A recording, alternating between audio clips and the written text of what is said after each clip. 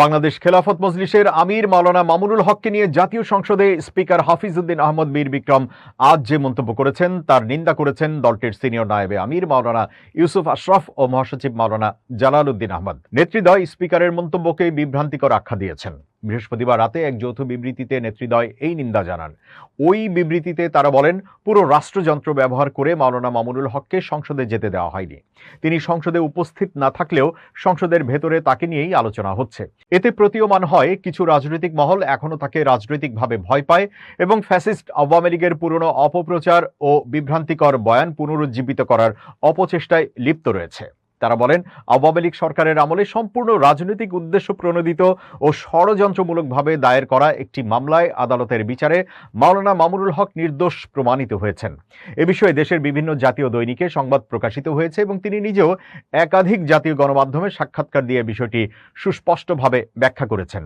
এরপরও জাতীয় সংসদের স্পিকার কিভাবে সেই ঘটনাকে পরকীয়া ও তার জীবনের অন্ধকার অধ্যায় বলে আখ্যায়িত করেন এবং বলেন যে মামুন সাহেব বিষয়টি স্পষ্ট করতে পারেননি, তা অত্যন্ত বিস্ময়কর, অনভিপ্রেত ও দুঃখজনক।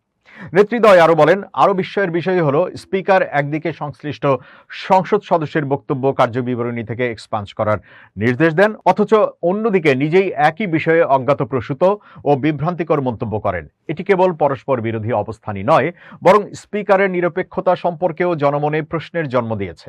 তারা বলেন, আলোচনার সময় প্রধানমন্ত্রী নিজেই সংশ্লিষ্ট সংসদ সদস্যকে থামিয়ে দিয়েছেন এবং বিরোধী দলের 2 জন সদস্য এর প্রতিবাদ জানিয়েছেন। এরপরও স্পিকারের এমন মন্তব্য তার সাংবিধানিক নিরপেক্ষতার সাথে সামঞ্জস্যপূর্ণ নয়, বরং এটি নিষ্পত্তিকৃত বিষয়কে নতুন করে প্রশ্নবিদ্ধ করার শামিল। নেতৃদ্বয় বলেন, কারো অজ্ঞতা কখনো অন্য একজনের চরিত্রের উপর কালি লেপনের বৈধতা দিতে পারে না। স্পিকারের বক্তব্য এ বিষয়ে তার তথ্যগত অজ্ঞতারই বহিঃপ্রকাশ। তার ভুল তথ্য বা অপর্যাপ্ত ধারণার দায় মাওলানা মামুনুল হকের উপর চাপিয়ে দেয়া কিংবা তার চরিত্রকে প্রশ্নবিদ্ধ করার কোনো সুযোগ নেই।